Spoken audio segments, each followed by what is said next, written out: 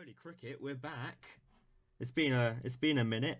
Um, we're back doing a podcast. I don't really know what to be saying or what this is called. Jamie, what's the podcast called? It's podcasters away for bad light, rain delay, back umpires. We're back, and the light reader meeting is saying, "Yep, it's okay, but it's drizzling, so we're just going to stay inside and take an early tea." Yeah, we're back with It's Just Not Cricket. It's been a long time. I think, Jamie, we have missed a lot of cricket. There's actually cricket going on right now. That's how much cricket is happening at this present time.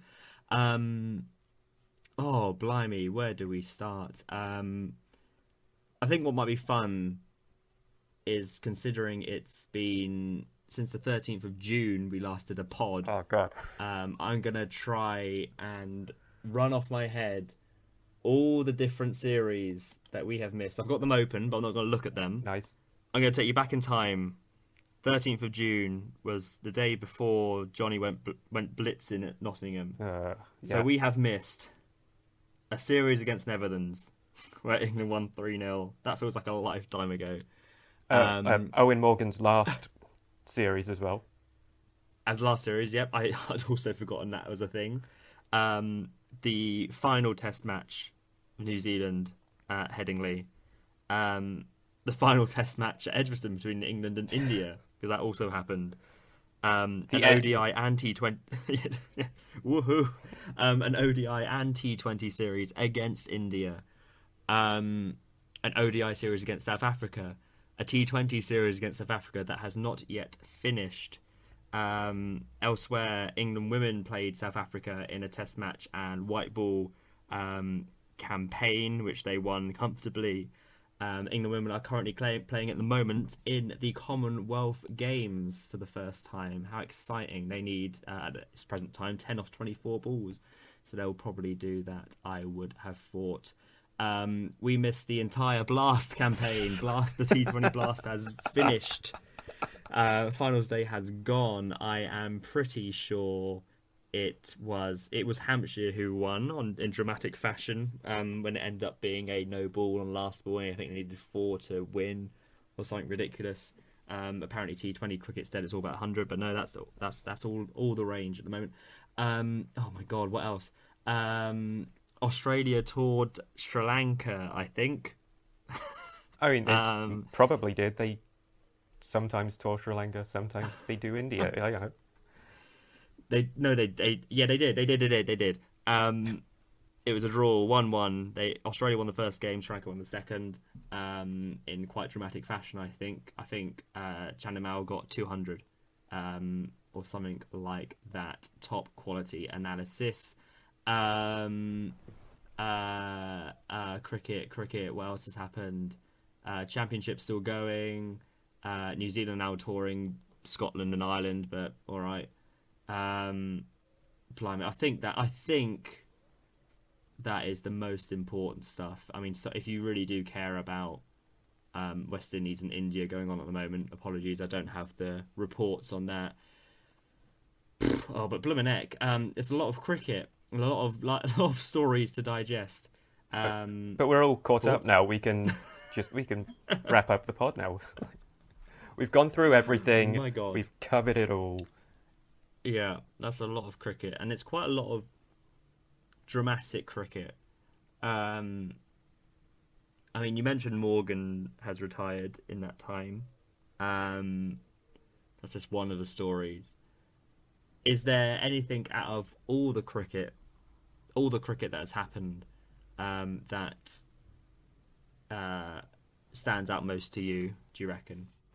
Well, I mean, other than the birth of Bazball and how absolutely mental it is. It's like watching a T20 game within a test match when England are batting their final innings now. It's amazing. It's great. It's awful when you have to miss Johnny smash 100 off 3 balls because you have work or whatever. That's Okay, fine. yeah. It's So I think, yeah. yeah, that's all good. So I think that's a good way to start. If we tackle Red Ball drama first, then we'll do White Ball. Cool, cool, cool. Then we've got all the stuff that we've been doing, and then we've got some other general cricket news, and then just not cricket. Lot to unpack. So yeah, it all started on that fateful day on the 14th of June, which we previewed as it could be a really quite dramatic day. I think I think I think I said something like Bairstow would do well. Um, I'm not going to go listen back, but I'm pretty certain I said Johnny will do something. I Um, think you were definitely confident of us getting a result. yeah, I yeah, was I think that's it. I think I said there will it definitely yeah, that I remember now. It takes it's only been a month. I said it definitely would not be a draw because Stokes does not care about drawing games.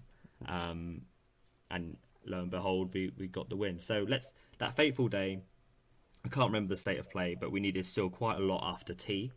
Um, and recount your experience, Jamie, of watching that session post tea. well, I missed well, I remember watching, I think it was Bairstow and Stokes just before tea with it. They were just in. I think Stokes just got his 50 and Johnny was around 40 odd. Then I had to leave to go walk a dog for about 45 minutes. And while I was out, I checked the score and it's Johnny's on 90. And I was like, I barely left for half. So I missed tea and like 10 to 20 minutes of the final session. And Johnny had got like 50 odd runs. And he's still Yeah, got like another 60 on top of that. yeah, I managed to get back in time to watch folks win it for us, but yes. uh, Hopefully, it was extraordinary. I think also a thing that's been forgotten in all the time is that Trent Bridge really set the trend of having day 5 free. Um, and imagine going there for your first experience of cricket or just a general experience of cricket and it's free and you experience a day like that and then I think Stokes at Headingley is always going to be right up there, but I don't think that performance was stretches behind. I think it's easy to forget that New Zealand scored 500 in that first innings. This feels like an archive game. Jesus, who's listening being like, oh, let's go over this game from a month ago? But I feel like it was great. It was just such a fantastic game. It was day 5 day cricket is absolute best, honestly. And I think that innings from Bairstow was just like, I think Stokes said something along the lines that you see it in his eyes when he's going to play an absolute worldie. And he just teed off, and there were so many people calling for Johnny not to be playing this summer, and people doubting his place after Lords. But I just feel like behind Root, he's been our most informed batsman this year, and I'd like to say I've been flying the flag for Bairstow even before all this. Thank you. But it was. I think that's easily the best I've seen him play. That innings, I think, is just obviously he went on to do great stuff. He got 200s in the India Test and obviously at Headingley as well. But that innings at Trent Bridge was just, God, I don't know. It was just chaotic, but chaotic greatness. I think is the best thing I can use to describe it. like we obviously had the Lord's Test match where Root and Folks played really well on that last day to see England through. But this was like really the advent of what Stokes and McCullum want this England side to do. It's that we don't care what the score is on the final day. We're gonna try and chase it down, no matter what. And that's the biggest gripe I had with like the Root era, the Silverwood era, whoever was in charge. Like sometimes it felt like they weren't out to win. They were just there like, nah, that's too high. It's like we can't get 250 in 3 sessions. But I think all any England fan has ever wanted is for England to just at least show that they're trying to win.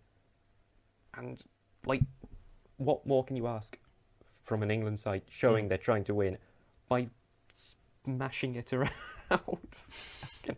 Honestly, and also the thing as well is like they've not. I think barring potentially India game.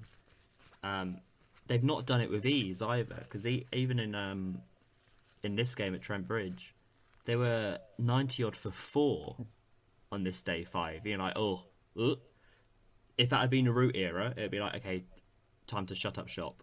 We're already 1-0 up in the series. Let's just get a draw here, and then we'd collapse. But they just came out even harder.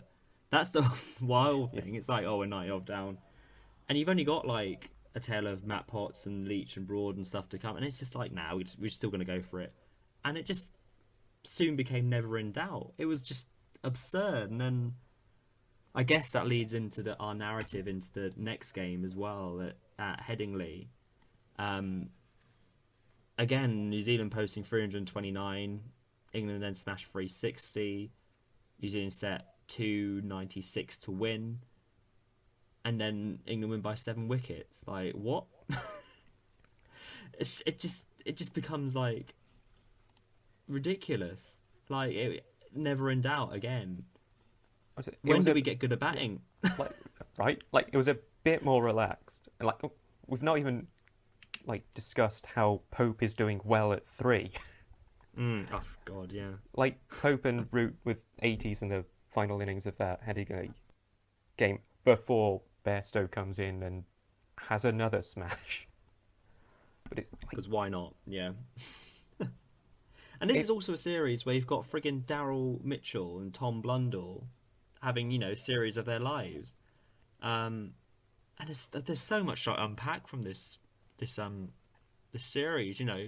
The emergence of Matt Potts.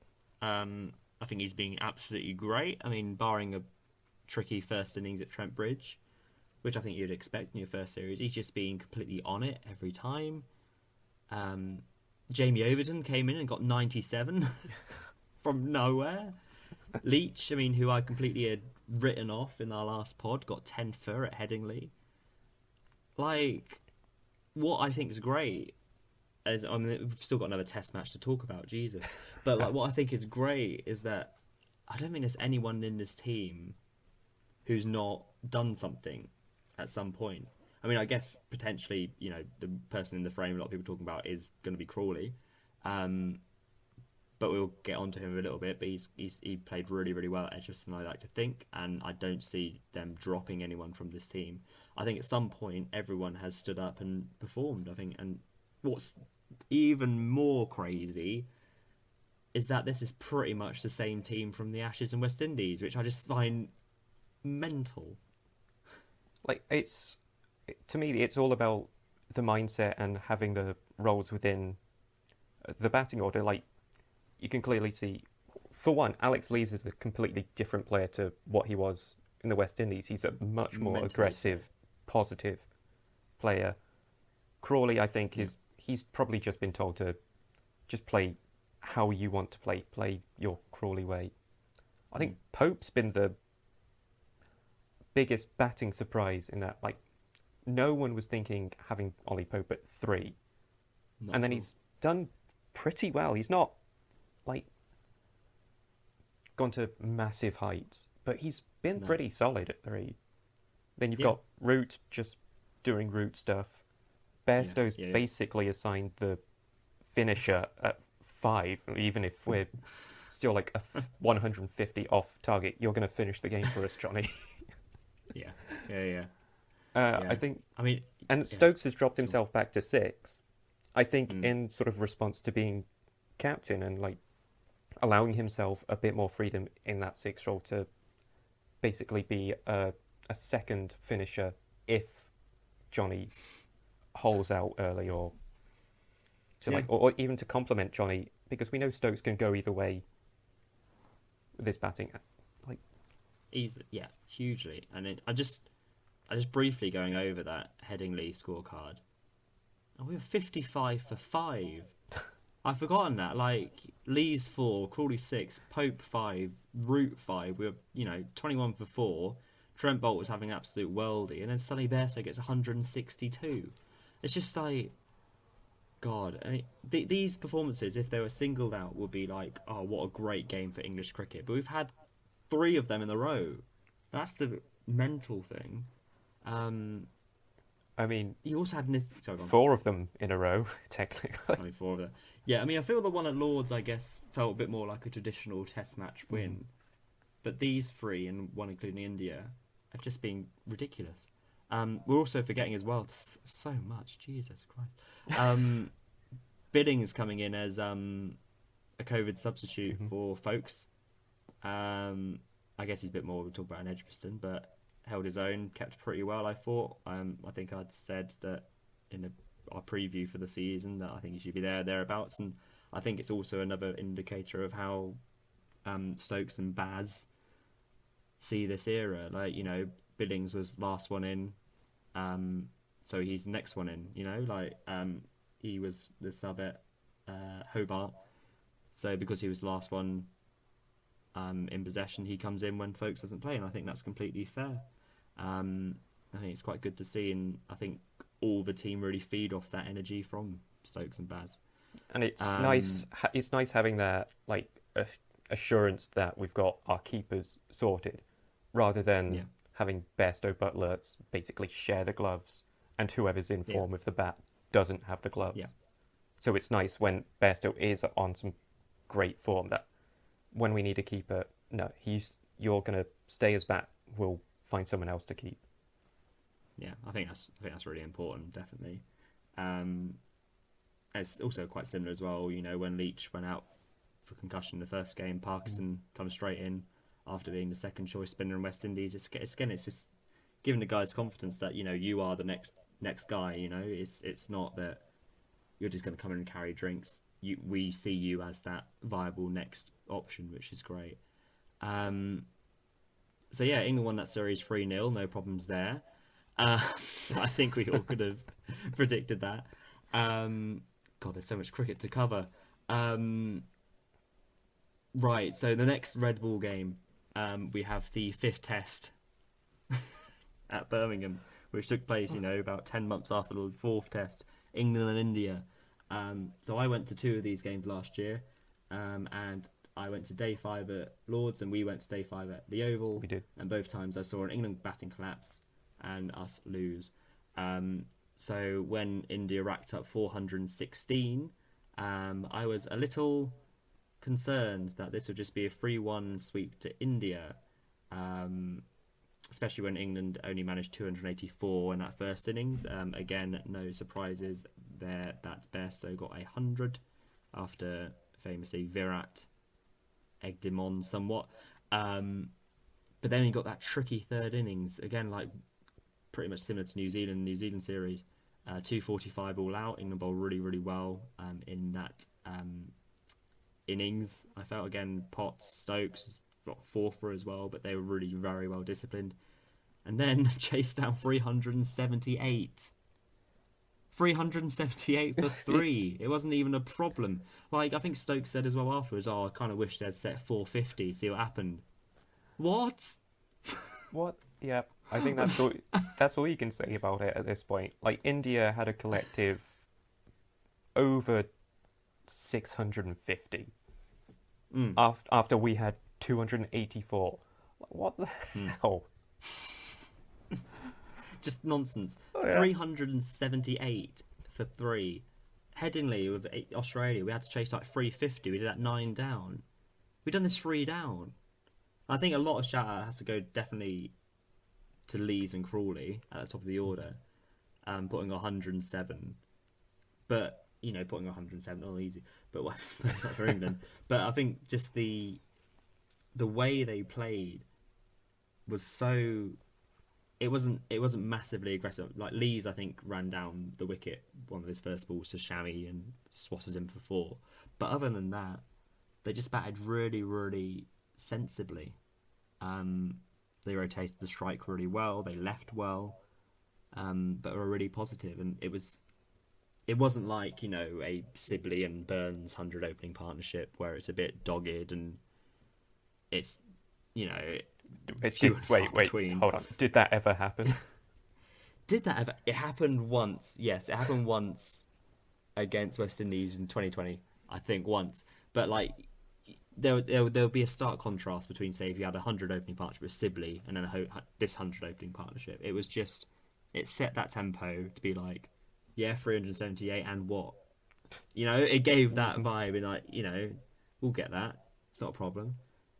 Ridiculous. It's absolutely ridiculous. See, that Um, kind of like filtered down through to when Root and Bairstow were back in. Like the other games against New Zealand, it felt like we're gonna go at this at a pace. But yeah, they were going fairly quickly at this, but no one had an above 100 strike rate for it. They were going positively, but they were going, as you said, sensibly and like just playing the shots that they were mm, there to hit. yeah.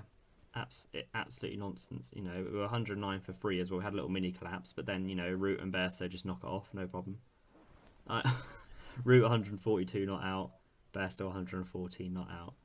With an attack of Bumrah, Shami, Jadeja, Siraj. This is the tag that had caused trouble in the first innings, obviously trouble all last summer. But I think a stat which I quite like is that in this series, the last three tests, England have scored three consecutive 100 opening partnerships, and two of those didn't play in this game. Like, Oh, bizarre. But what a crazy series. So they drew that in the end 2-2. But this felt absurd. It was fantastic to watch.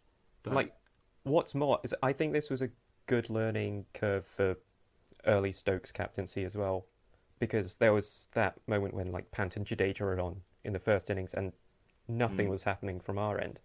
yeah, But I think most fans or just could see that like why aren't you putting Root on? Have some off spin against the yeah, two left armers, and like when yeah, eventually Root did come on, he got Pant out. Like yeah, yeah, it's just that sort of getting used to the role of the captaincy and being able to make those changes quicker, yeah, which for sure. Yeah, we eventually ended up smashing them, so it's fine. But it's good to yeah, have that. rubbish. Yeah, it's good to have that sort of Definitely. hard Yeah, work. Yeah, yeah. I think he learned that quite a lot in the second innings. So he brought on Root a lot earlier. It was really plain to see that he's really adapting really quickly to captaincy. Um, I mean, I think I remember watching that first innings after fresh off his 10th. Leach went for 71 in his 9 overs in the first innings, going at 7.8 and over. And I was like, oh, here we go. But even though he only got one wicket in the second innings, 12 overs, 1 for 28, I think that was probably the best I've seen him bowl this summer, which sounds stupid when he got 10 for in the last game. But that's this third innings was such on the knife edge, which feels ridiculous when they're saying 378. But you have Pant in on 57. He played so well in that first innings. I genuinely think if India had got 40, 50 more, I think just that it's cricket is such a mind game. I think if you're going out thinking we're chasing over 400, I think mentally that just does something, and especially if Pant had gone on to get 100, just that kind of noise of the Indian fans and just the way that Pant plays, it really feels like he's just grabbing the game away from you. But Leach, who had been smashed all over the place in the first innings, got him out. It was a stupid reverse sweep shot, but that's what we love about Pant. But just in that real high kind of pressure situation, after being smashed around, Leach got the main batsman out in that game, which I think was real testament to him. And we'll see how he goes against South Africa, but I think that will do his confidence a world of good, especially after that first innings. Where are you on Leach? Do you think he's still your man? it's been weird. Like it's felt like towards the start of the New Zealand series, like it's on a knife edge. It could go either way, and as the second game happens, it's like this seems like his last chance. Then he gets the 10 for at Headingley, and then, like as you said, with the second innings for India, he bowled really well. It's like even if you have a bad game for this England side, you're allowed to have that bad game and come back in the next one to try and prove yourself again. So, Yeah, like, why not? Just this England yeah, side is on a good wave. We might as well yeah, keep them sort of the main nucleus around which Leach is a yeah, part of. He's our main spinner in this 11. yeah, So yeah, why not? We've got a Yeah, Keep him going while he's in some good nick. yeah. Because I tell you what, I can't see, other than injuries, I don't see anyone getting dropped from this team. Like, the first test against South Africa will be Lees, Crawley, Pope, Root, Bairstow, Stokes, Folkes, Potts, Broad, Anderson, Leach. They won't change it at all. Yeah. It'll be the same. People crying out, being like, "Oh, but Zach Crawley, or why is he playing like?" I honestly, who's going to play instead? There's a lot of championing for Robson, which I can understand, but Robson for me feels like a Root and Silverwood pick to be like he's a solid enough opener and he'll do you a job. I think I said to you the other day, my hot take is that Sibley and Burns will never play for England again, and I'm going to stand by that even when Sibley gets called up for the 5th test. I mean, I think most England fans would be fine with that. So, because you say that, but there's so much chat, shall we say, over the cricket verse, really championing for Sibley and Burns to come back as the best openers in the country. really? And I'm like, yeah, I mean, I don't get it. I think they're very good county players, but I think sometimes you've got to get to the stage where that's their level. You know, I think we've talking about Craig Overton in the same light. Craig Overton's had go on. So I'm sure you'll remember when Sibley initially had a really good bit of form in the county. Yeah. I was championing him to you. Like I was like, get this lad in, and then he's just not scoring at all. And you can't have and getting that. getting out in the same way is figured out straight away. You know, And just you not can't have that at Test cricket. and just not scoring on one side of the ground. You can't have that level of quality, ineptitude, whatever you want to call it. It's just a step above his game. And Burns has had a long enough time to prove himself at Test level, and he's barely shown anything. He'll have a good score here and there, but not enough to warrant being a consistent opener. Definitely not. I mean, people can arguably say the same about Zach Crawley and Alex Lees, and sure, I get it. Both Sibley and Burns have more hundreds than Lees and Crawley. But then England aren't dropping these two. And it's part of me is glad because I know it will annoy so many. And sure, they might not be technically the best, but this England management have seen these two to be the two. And I think with that mentality, they could easily come out and perform. Crawley's not done that well at Kent. He's gone well and not had that many scores, which I think he would have hoped for. But sometimes you just have players who just don't perform as big on a smaller stage.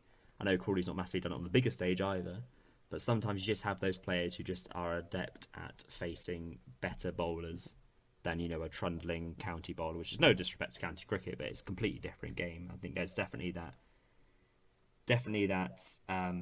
distance, again, like Sibley, Burns, Craig Overton, where you see that jump from one to the other.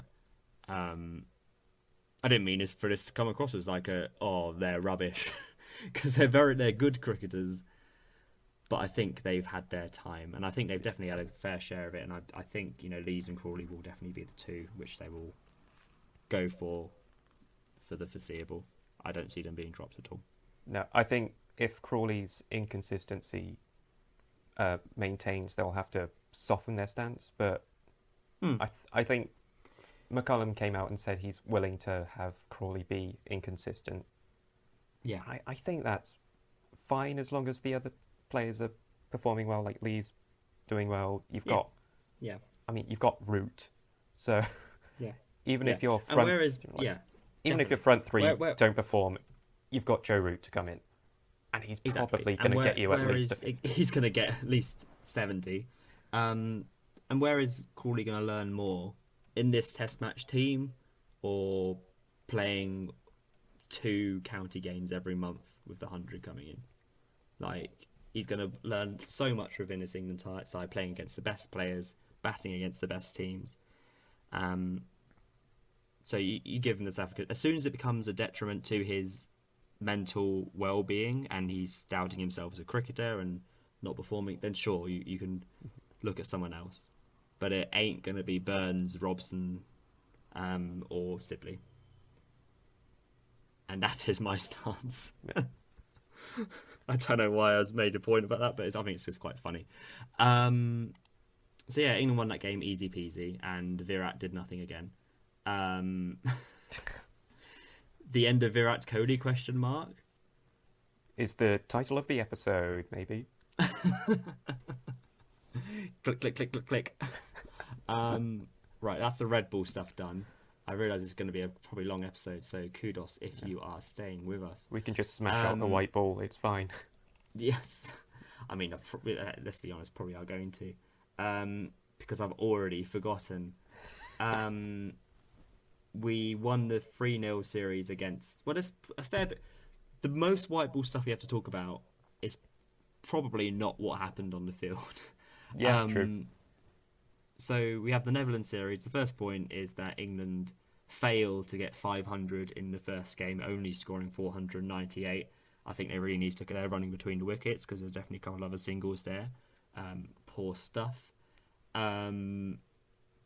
we won that 3-0, but as you mentioned, that was the last game for Owen Morgan as England's white ball captain. He will stay on and carry on playing domestic cricket. Let's be honest, franchise cricket. Yeah. But he will not be playing for England again. And he leaves behind him, obviously, quite a prestigious career. I think his first game for England was in 2009. Famously played for Ireland before that. Most notably in the 2007 World Cup. And it's, I think it's fair to say, been quite a trailblazer for England's white ball side. Obviously, he took them from the real dirt of that 2015 World Cup to winning the one in 2019, getting them to semi-finals and finals of T20 trophies and Champions trophies. He's done pretty good, would you say? Yeah, he's done all right. Like, to be the catalyst for how a nation like reinvents themselves in a certain format of cricket, it's got to be pretty high up there on, like, and massively. Yeah, like, what better way to like send off such a legend than to have them play in an away series in like a sort of B tier nation with a pseudo Lions squad where he scores a total of 0 runs in 2 innings. Like, that's and then he was out of the last game of injury. Absolutely, that's how you want to send a hero off with a lads tour in Amsterdam. To be honest, though, what struck me about that is that it felt very, very Owen Morgan that he didn't want a showboat last game or last series. His priority was, I can't provide for this team anymore. I shouldn't be in this team. I'm not performing to levels that are required to be good enough. So I'm going to quietly step aside and someone else will take over. And I think that is very Owen Morgan, that he sees the needs of the team beyond his own, which is nothing to take away from Stokes, who we'll talk about in a sec. But that to me just really felt very Morgan-y. Begs the question that maybe he should have retired maybe after the last T20 World Cup or the 2019 World Cup. His performances have been they've not been great. They've been quite poor since that World Cup. But I think, he had that right to be like, I want to maybe try and retain the trophy next year. But obviously his form and injuries and stuff just catches up with him. But, nothing to take away from him. So, I've watched quite a fair bit of Owen Morgan over the years. I think he's been great for the game. I think he'll always be remembered for that 2019 World Cup and, his captaincy. The way he handled all the bowlers and the games and that just kind of calm, resolute figure on the field is, I think, something we'll definitely miss. I think we have missed already with Joss taking over, that kind of just presence. I think, for me, the standout will be that super over. The way he just calmly was talking to Jofra at the end of his mark after every ball, not letting the situation take over, was just, the coolest person in that ground. I think he's probably England's greatest ever captain. I would happily say. It's a big call, but I'm not one to really disagree with it. Like I Yeah. kind of like it feels like he's the first England player I remember playing reverse sweeps consistently, and Yeah. Yeah. I feel like that's the sort of thing he's brought into England's batting with the ingenuity and the sort of bravery and freedom.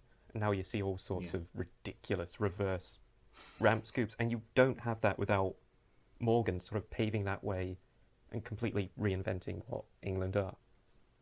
Hugely, and he's done it since he came in as well. That's why he was always just picked, because he was just this real individual talent. Now, he had a mixed kind of 2009. He played a few odd games against West Indies and stuff. But then there was a why do I retain all this?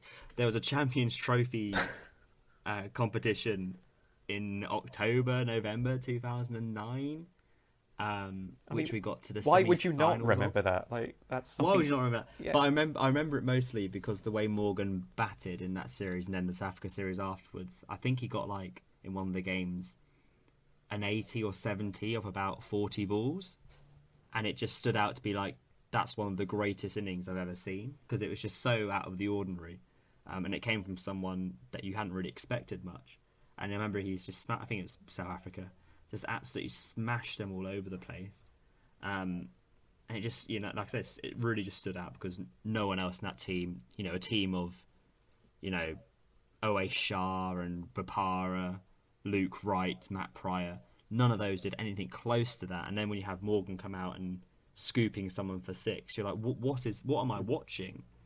So I'll always remember that being like, this is definitely one to watch, and obviously want to do such great things. So I think you're right. You wouldn't have this team now if you didn't have Morgan all those years ago doing little reverse sweeps and scoops. Definitely not.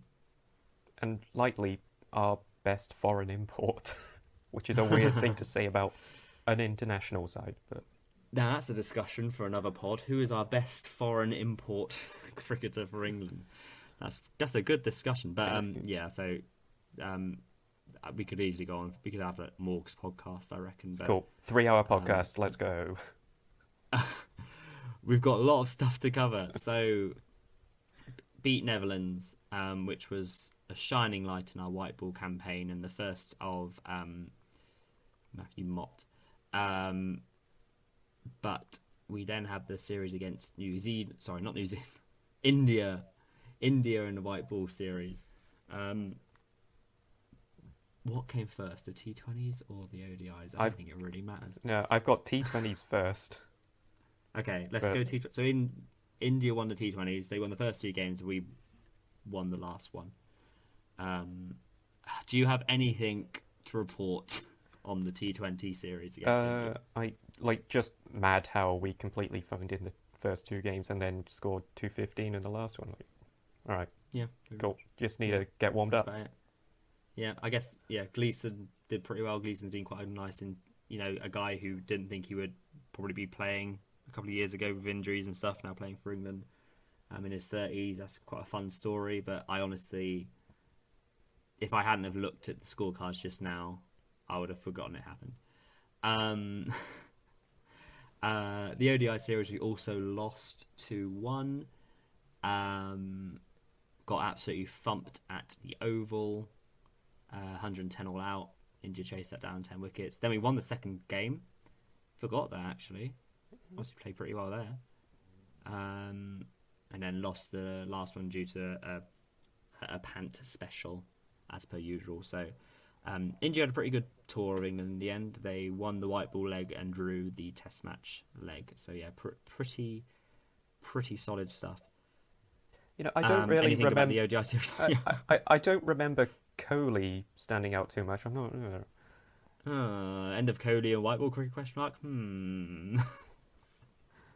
He has had a little rest of both the West Indies and Zimbabwe tour. I'm very surprised he didn't play against Zimbabwe because I thought that would be a cert series for him to break his 100 drought. But the real test is to go off to Amsterdam and play a 3-match ODI series. Yeah, I hear the BCCI are planning a 7-match T20 series where Virat will open. So that's India's white ball stuff done and dusted. The South Africa one, it was 1-1 in the end because the last one was rained off. South Africa won the first game by 62. England won the second by 118, bowling out South Africa for 83. But the main talking point from the series is that Ben Stokes retired from ODI cricket and only played that first game at Durham. This felt quite out the blue? Question mark. That is exactly what I wrote in my notes.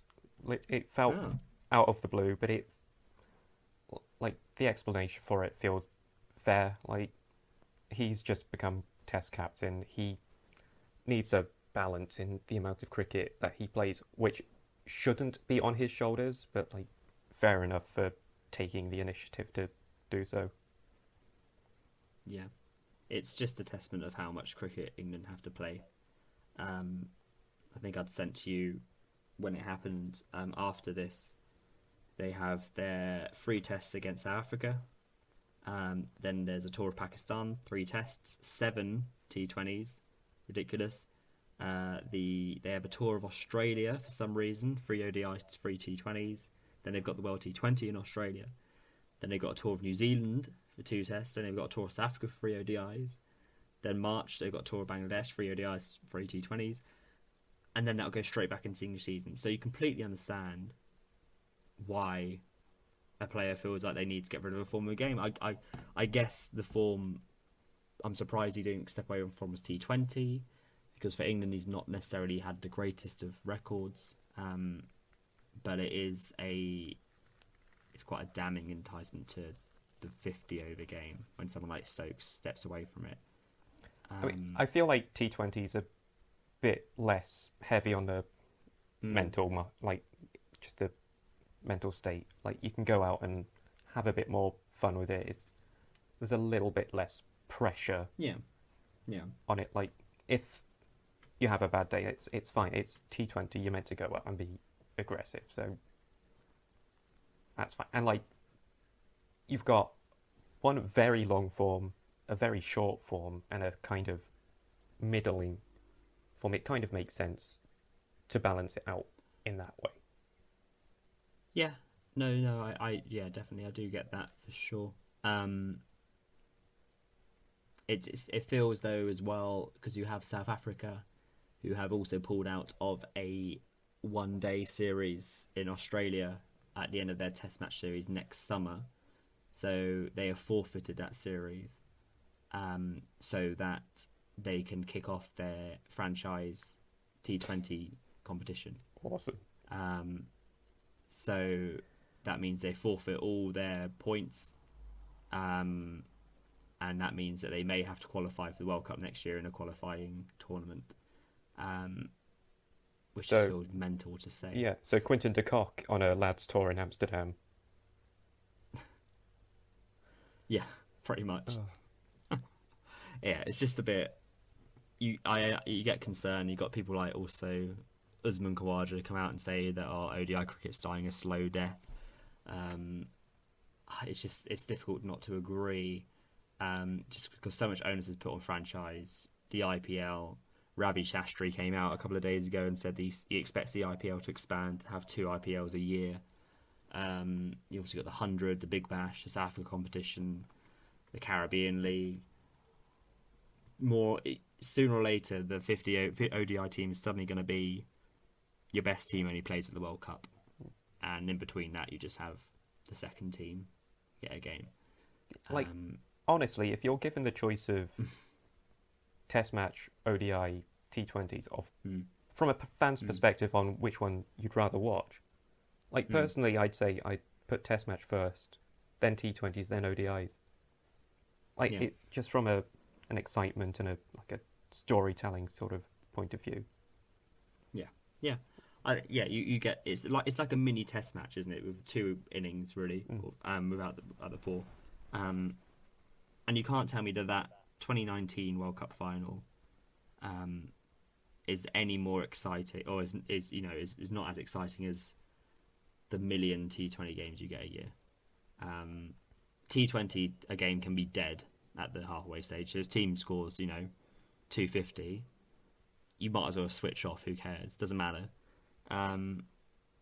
but a 50 over game, I feel like you're always in the game because you've got so much time. So I think it's a shame. Um, Obviously, quickly on Stokes, he's been a great 50 over player. I think he will finish just with average just shy of 40 after about 100 odd games. Um, I think it's just a shame, but again, a bit like Morgan, he'll be remembered for that 2019 World Cup final, which is not too bad, I suppose, and he'll obviously still play tests and T20s. Um, RIP 50 over cricket. Um, Anything you else on that? What there's still a T20 series going on. We've got the last game tomorrow in a ground. I think it's Hampshire. I think it's the Ageas Bowl. 1-1 into that game. I don't really have much to say other than I think that it's time for Phil Salt to come in for Jason Roy. Yeah. But I think that's quite a good problem to have. Yeah, no, that was all I was going to add. Really, like Roy's scores have been pretty poor, and like the rate at which he's been scoring them is not good enough. Though. No, yeah, he definitely lose games by being 10 off 18 balls in a T20 for sure. I have enjoyed again 50 over catch up. so I have enjoyed Reece Topley being in though. I've liked like he's got nice variations. Good that we've got a left arm seamer to offer that variety. So like I'm glad he's finally in the fold. Definitely, especially after injuries and stuff. And he also got England's greatest ever figures in an ODI at Lords against India, which is fun. And yeah, he's definitely put his name firmly in the hat to be in that first choice team once everybody's fit, if they're ever fit again. But no, I agree. Topley's been good. Mo has been great in the T20s as well, which is fun to see. Bairstow's still smashing around for fun. I am concerned about Livingston's form. I feel like more we see, is it just that he's smashy smash? Is he my form of cricket captain, which is just smashy smash? And you don't really consider, because there's been so many times this summer where he's got about 18 or 20 off and over, and then he'll still go for another one and then get out. I hope he comes good because I think he's great to watch, but it's just so frustrating because you see the talent there and you just see the wickets being given away. But hopefully he'll become good. But I don't think you can't read too much into just all these white ball series, which we'll forget about in 2 weeks. Yeah, I think with T20, that's just the price you pay with Livingston. Like, exactly. Yeah. It's going to happen sometimes, and sometimes you'll just get a run of poor scores. Yeah. I think it will be a bit more telling in ODIs whether the format survives. Yeah. Good point. So I think that's England's white ball stuff done. We're not going to cover the South Africa Australia Sri Lanka tests. Sure, they were good. There was a funny Steve Smith run out, which I enjoyed watching. White ball stuff in India and West Indies doesn't matter. Briefly touch on. It's just so much cricket. I just forget all this has happened, and it was also away for a lot of it. We've got the South Africa women toured England as well. The only test match ended in a draw at Taunton. South Africa women got 284. England got 417 for 8. And then rain came in to scup at the end, where South Africa finished 181 for 5. The big talking point about that, really, which seems to be a recurring trend for women's cricket, which is frustrating, is that there was not a day 5. So women's tests are only 4 days, which I think is a joke. Can you even class it as a test match if it's not 5 days? Is it just not a first class game if it's 4 days long? Yeah, it feels just completely degraded to that format. You know, most women's test matches end in draws, again, because they're only 4 days. So anyone trying to force 4-day cricket into the men's game as well, it's ridiculous. It doesn't work. You know, and England played so well in that test match. And it just felt a shame that either team weren't able to press for a win. So they got the draw, shared the points. Because obviously in women's cricket, you have a points-based system over the white ball and red ball. So it makes every game important. But England went on to storm the rest. They won the 3 ODIs comprehensively. And then the 2 T20s pretty much comprehensively as well. Now gone straight into the Commonwealth Games. Again, I'm pretty sure for the first ever time. And they won by 5 wickets today against Sri Lanka. So we'll keep watching for those medals at the Commonwealth. Um, but no, it's been for the bits I've been able to watch. Again, I've been a little busy. Um, Again, it's you've had debuts such Izzy Wong has come in and absolutely stormed it, bowling absolute rockets, which has been great to watch. That skipper, as always, has been batting really well. Sophie Dunkley's gone up to open in the T20s in space of Dammy Beaumont. Great to watch as well. And Sophie Eccleston's still getting wickets of fun. So it's just they're up and coming. So it'll be great to watch when they play Australia in the Commonwealth Games. I think that's coming up in the next couple of days. Have I missed any other cricket? Do we want to do finals day quickly? Oh, blimey. Finals day. Hampshire won. Who else is in the finals day? So we had Yorkshire, Lancashire, one Oh, yeah, semi-final, yeah. big scoring game. Yeah. Lancashire just pretty much walked it. Other semi-final, was it Surrey or Sussex? Somerset? Yeah, an S county. Yeah, Somerset. I think it's Somerset. Yeah, Yeah, yeah. yeah. Hampshire bowled really well in that. I think they got 119 odd in the first innings, and yeah, like after watching that semi-final, I was pretty sure Hampshire would win because of their bowling performance. Like the other semi, it was just a 200 smash fest, and Yeah. we had that madness in the final with the last ball being a no ball after they thought they'd won. They'd gone off and celebrated. Like, no, gotta do it God, again. that was nonsense, isn't it? And all the fireworks went off. But it was fine. Chaos. Because I think it was a dot ball, or they ran Yeah, I through think. and keeper Oh, I ran think out. it was controversial, wasn't it, that last ball? And the MCC had to get involved because they were saying they ran a 2 in that last ball because Hampshire just threw the ball up. Or I think went to break the stumps, but didn't break the stumps, but then they managed to sneak through for a 2. But then it's this whole argument about when is the ball dead. I think technically, I think Lancashire should probably have got the 2 byes. But oh well, Hampshire won by 1 run. What annoyed me though about that, not necessarily the bye thing because I don't support either team, but is that the game wouldn't have gone to a super over, which I think is frustrating. It would have been who scored the most runs in the power play. But then you've got on the flip side in a few days the 100 restarting, but the 100 any tied games go straight to a super over. Why is the Blast final not a super over? Why are you judging it on some power play rule? I don't understand. Surely that makes it more of a thrill, more exciting. Again, it's just degrading another form of cricket in place of another one. It's strange how the super over is basically the most common like tiebreaker used, and then it's just what is it in the Blast? Yeah. It varies on whoever scores best. That's silly, but well done, the Blast. Again, a very good competition. It's took place earlier this year than usual years, but again, really showcasing why it's a really good tournament. We've got the 100 coming up, which I think, like the IPL, we'll do a 100 special, Yeah, of course. like our IPL special, and talk about it then. Other cricket. I've got one other cricket to talk about, but do you have any more before I go on to that? I don't think I've got any more. I'm surprised. I'm going to be interested what yours is. Yeah, I think the most important game that's happened over the last month has been a game that went on at Gloucestershire that both you and I played in at a wedding, at my wedding. Oh yeah, a great little game. Do you remember that? Oh yeah, you got married, didn't you? That was all right. That's been that time away, but that was great. Great little pitch, I thought. Bit of a slope. Yeah, not too bad. I felt like I had some good nick with my batting. Tried a rooty reverse scoop and pulled it off. Went into the field.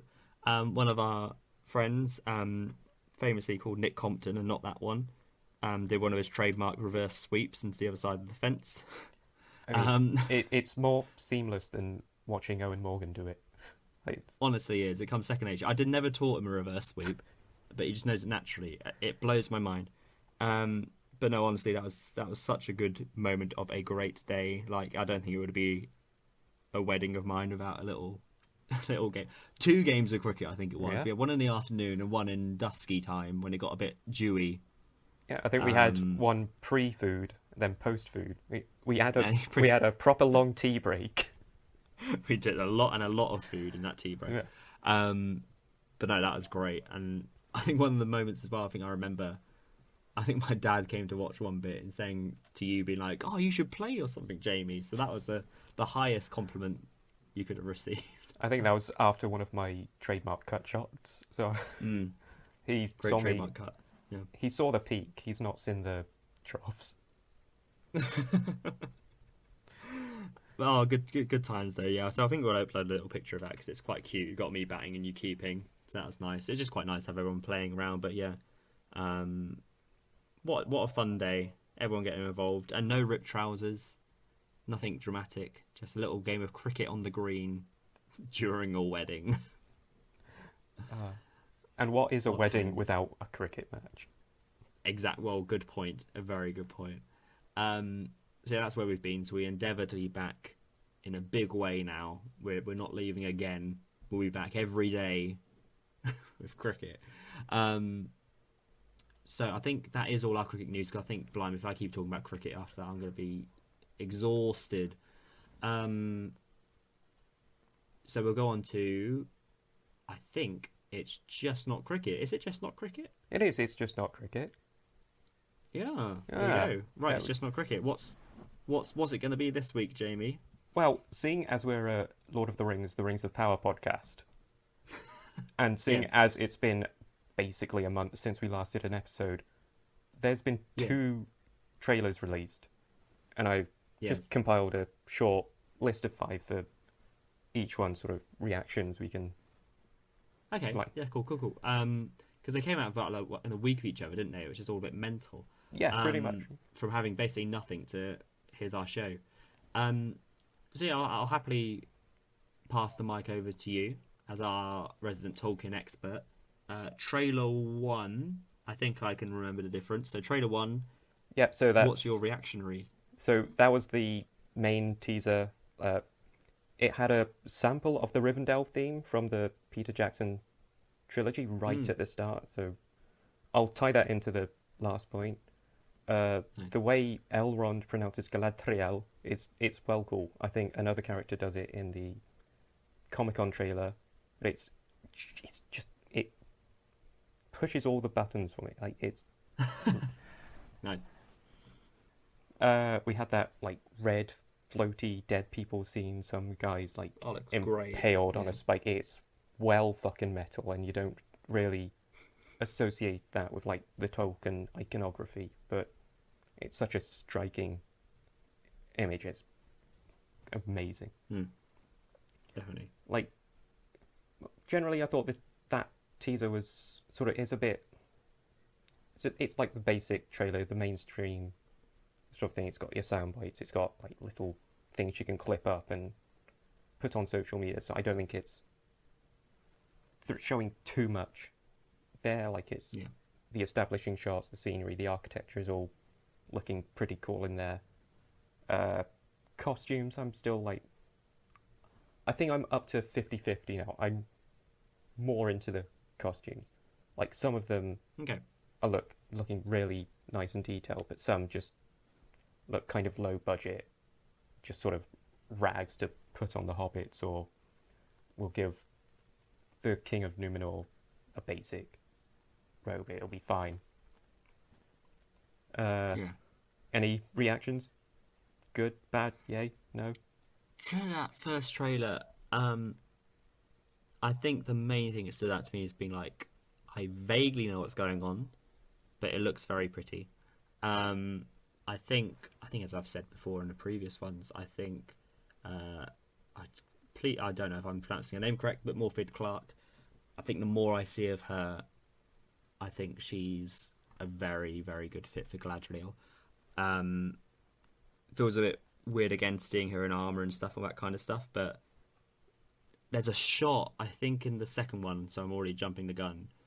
We've got just a kind of shot of her eyes at the beginning of the Mm. trailer, which is very Kate Blanchett, Lord of the Rings. And you can really kind of, for me, very, very parallel-y. And I can really see it. So I think she'll be good. Um, what else from this trailer? Um, I think just visually it looked great in this one. Again, that shot of what it could be, guess we'll discuss in a little bit. But I think this one, as you said, was more about the visuals, and you can see where the budget's gone, and it has been well spent. Yeah, like I think Morfydd Clark's my favourite casting choice so far. She Yeah, looks very ethereal and Galadriel-esque. yeah, For the Comic-Con trailer, which was I think it was a minute mm. and a half longer. Yeah. Big old trailer. Yeah, yeah. We had a nice little glimpse of one of the Palantiri, so that could potentially be like our eyes into the past, into the First Age, or like a Yeah, device of communication between long distances or whatever. But it's really cool to see they're going to tie that in to the series. mm. We had our first mention of your boy Sauron. Yeah, So boy. we've like he's actually been named. We've finally had a kind of And did we see him? Question mark. no. It, Are you sure? I I mean, like potentially, like I've got a far off theory that it's Hellbrand. You know, the sort of basic looking dude who is is he gonna like run across Galadriel or something in Numenor? Mm. Like Potential. there's a whole Sauron in another guy's sort of form. That makes And like sense. I think that will make most sense. yeah, like there's other theories that he could be the Meteor Man. I've seen people after that trailer think it's one of the cloaky white people of like the Eminem Slim Shady Mm. look. I don't think that's Sauron. I don't think they'll so like blatantly reveal an evil character Yeah. Feel. when an evil character is trying to hide Yeah. as No. someone that wants to fake befriend the elves. So Yeah. I think it could be one of two things. It could be like a um, what's the words? I'm just thinking of cricket terms. Um, throwing you off the wrong scent or something to be Mhm. like so glaringly obvious. Here he is, when obviously it's just a red herring, or it could be hiding in plain sight. So you have all this kind of stuff, and then suddenly no, that is him. yeah, I think We'll see. in the lore, Sauron like pretends to be an emissary from the Valar, from the gods, and there's a Mm. theory that that's what the Meteor Man is going to be. So Yeah. it could either literally just be Sauron is Meteor Man, Mm. or the Meteor Man is actually sent from the Valar, and Sauron sort of paints Meteor Man as the bad guy and like throws him out of the picture, and Sauron is like he's showing everyone that he's the actual emissary from the Valar, but he's not actually. He's being all tricksy, which that could get complicated, but who cares? It'll be fun. Little Trixie. It just sounds very. All this kind of stuff just sounds fun and exciting, and very lore-y, which is nice. Yeah. Sorry, did you have any other reactionary stuff? A couple more. We've got Yeah. orcs wearing like some clothy stuff over their heads, which like ties in well to they're very averse to the sunlight. It actually causes them Yeah. pain, so it's really cool to get that sort of detail in Yeah, there. really good. Yeah, one final little reactiony bit. Balrog, Balrog boy. I missed this the first time because I thought the trailer would have been done, right? and then there was an image of the Balrog. I was like, "Where's that come from?" Yeah. Um, It looks a lot it's like very the yeah, yeah, Peter Jackson Balrog as well. yeah, And very like, similar. I mean, I think the side by side. I think there are differences, but mostly it is the same, isn't it? It is very much faithful to that kind of design. yeah, I think the artist who did the concept for the Jackson Balrog did the same art for is he working on the show, so it's gonna have Yeah. similarities. I don't Yeah. think it's the same Balrog as the Fellowship Balrog, and No. like especially in the first stage we have a few more Balrogs running around. Mm. But like with that similarity and with the Rivendell theme like being superimposed in the first trailer, I think they're kind of building up to like tie in the two iterations as like one sort of filmic canon. Maybe. I think at the very least they'll do it in such a loose way that it could be connected or it might Mm. not be connected. So I don't think they would ever say something to say this is categorically not the same universe. Um or same world, should we say, not cinematic. But I think they would never like say anything either way. So it could quite easily lead into Peter Jackson vibes, or it could be something standing on its own. And I think that's the kind of good thing that you have by something in the second age. Um, I think what's going to be most exciting for me, and I think now that for me, it's all about me now. I think um, what's quite cool is obviously with the Palantir and shots of the Balrog and stuff, and all these kind of images that you see through Galadriel's visions. Um, is that it does seem that they are going to be tapping into a lot of first age stuff. So I guess that means my question to you as Mr. Tolkien scholar Hello. is there a lot from like the Silmarillion that they can take from this? Because I think you said it's impossible to kind of adapt that because it's so all over the place.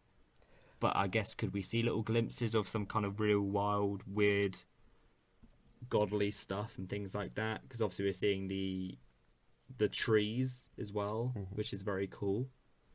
Um, So so what do you think? Do you think we're going to see a lot of wacky stuff? I think there are some shots in the trailers that people who aren't familiar with the extended lore won't have realized that we've seen first age stuff happen. Yeah, Like I think just the whole difficulty is like the Silmarillion isn't a definitive sort of history. Like it's the oldest or the most complete stories because Tolkien kept writing up until like a month before he died. Like he yeah, never really completed Galadriel and Celeborn's story. He yeah, kept on reworking stuff. He changed like the Blue Wizards' names and when they came over to Middle Earth. So like the trouble of adapting earlier age material is what do you consider what is Tolkien? definitive? Yeah, what's Tolkien's final answer basically? Yeah, And I kind of like that in like he's built up a mythology and mythology like adapts through folklore and oral storytelling, which will naturally change and have slight variations depending on who's telling it and who's listening to it. So I like that there's like these different variations to the stories. So it's impossible to faithfully adapt it because there isn't really a definitive thing to adapt. And yeah, I don't think we're going to get like full on first age stuff. I think we're most likely going to get like a prologue episode. I think the Palantiri are going to be used to give us a little bit of highlights into the first age when it, when it fits into like parallel the story in the second age. So I'm excited to see what they've got the rights to use. And there are yeah. a few things in the trailers that like you get really hype for. I, I So what's the hypiest of hype for you as as Tolkien boy? What have you seen out of these two trailers?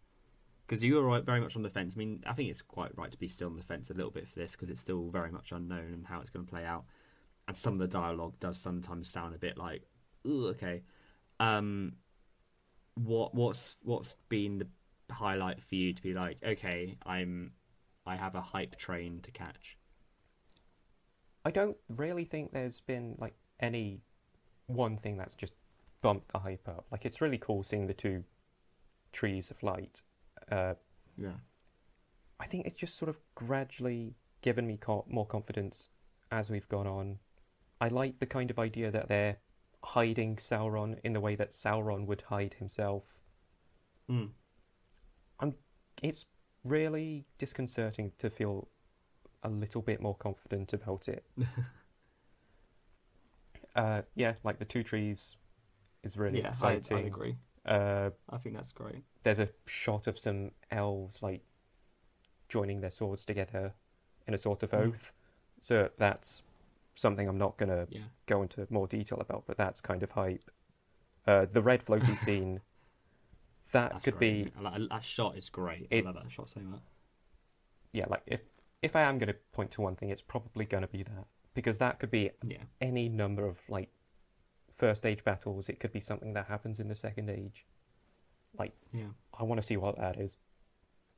Yeah. Because you obviously have the scene with Galadriel covered in ash and fire, like, and the question is she there in a vision, or is that her in real time? I guess we'll have to wait and see. Um, I think something we've mentioned briefly about it. I think something that I'm very hype about is Howard Shore Hmm. being in it. Is he right? Am I right that Howard Shore is back for it? I think Because the so. music is very Howard Shore. But yeah, like I said, he's Let me we've got confirm. the Rivendell theme in the first teaser. I'm sure he's either doing this or War of the Rohirrim. He's doing Let me something. confirm. Let me get it up and let's have a look on his IMDb. Because they're obviously they have a little Rivendell thing, but in the Comic Con trailer, especially when it ends, it does feel very like Nazgul theme Hmm. when it's all like the choir and yeah, it's great. Took me straight back. Um, so he's not credited in the IMDb, but I've heard a lot of talk that he is back. Yeah, Um, I'm getting a Google result that says he's composing the theme music. I think okay, so it's maybe we should, okay, Bear. I think Bear McCreary is involved. I'm not sure what he's okay, done before, but I think okay, he's done some fairly well-known works. But yeah, yeah. we've got Howard Shore. Well, yeah, that's hype. That's great. But no, I'm cautiously optimistic. Looking forward to it. I don't think we're going to get much more now, which I think is good. We've had nothing and then suddenly a load of stuff, and I don't think we'll get any more until maybe the week before or something when they have to do release stuff. But yeah, I think the main thing that stands out for me is obviously all the wonderful visuals, all that kind of stuff. But I think another thing, I think this will be my final point. I've said a bit of the dialogue sometimes feel a bit, ugh, but I think the interactions I've seen between Elrond and Galadriel have been my favourite. They feel very, very much like the characters, which is what you want. But I've only seen snippets of them two together. But I'm like, I like these two on screen speaking to each other and doing the Lord of the Rings. I think they'll be good. I quite like their scene and the kind of intensity that they both have. I think is fun. They're So Yeah, they're two good characters to like pin the series around. Like, yeah, there's definitely. not a lot of people that are going to be in the Lord of the Rings or even the Hobbit. So having those two present is really important for the story. And like, there's a couple Massively. of small. Yeah, I say small, but like every little lore thing is interconnected. There's a few bits that annoy me and I'm concerned about, but like I think I'm like 55-45 positive now. Is weird. that's pretty good. I think it's good to be 50-ish, 50 on it Mm. though. I think just considering it's so unknown and God, it could be anything. And a lot of the stuff we've seen has been great visuals. So as a story, how is it going to flow? All that kind of stuff. How's it going to be narratively? What's the writing going to be like? Structure stuff. But we'll see. I'm cautiously optimistic, but I think a bit apprehensive, which I think is what you want. I think if we were like, oh my god, it's going to be the best thing ever, then we're only setting ourselves up for failure. So I think that's all right. Yeah, any other Rings of Power points? I mean, loads, but Probably, probably not for today. I'm sure we'll come back to it in our next pod. I'm sure it's always the discussion. We are. Um, It's just not the Rings of Power. the After power all, yeah. yet. Yeah, well, we'll definitely have a reaction to episode 1 when that comes out in the 2nd of September. That'll roll around real quick. But otherwise, if you've got any theories or things you like from the Rings of Power and you also like cricket, this is the pod for you. Let us know what you think at Just Not Crick Pod on all your social medias, but especially TikTok. Um, but yeah, it's been good to be back. It's been fun to talk about a lot of cricket. We'll obviously do more now. We're less busy. I think, we've got quite a lot of 100 stuff coming up, so we might have to wait and see what cricket we're going to actually review next. But it might just be fun to just talk about random cricket stuff in the meantime, rather than that. But yeah, any more thoughts from you, Jamie, about anything? We'll do our little best foreign import. Oh yeah, that'd be fun. We can Yeah. make that up. We can do Yeah. that. We can I think we can do do that. another Ring of Power episode. Plenty of stuff. Yeah, if you've got any things you want us to talk about, let us know. But otherwise, that is going to be it from us today. Thank you again for listening and for sticking around and for all the cheeky follows and stuff on the Twitters and the Instagrams. It's been great to have some more interactions. I think we're up to 137 on Twitter and 167 on Instagram. So people obviously like what we say. We're doing something all right. So thanks. Yeah, that's pretty much all for me. Last words from you, Jamie. Last orders at the bar. Last words from Jamie. Right, you can stop listening now. It's been over 2 hours. You can go to sleep or whatever. Have a little snooze. And we will see you probably in a month. Bye.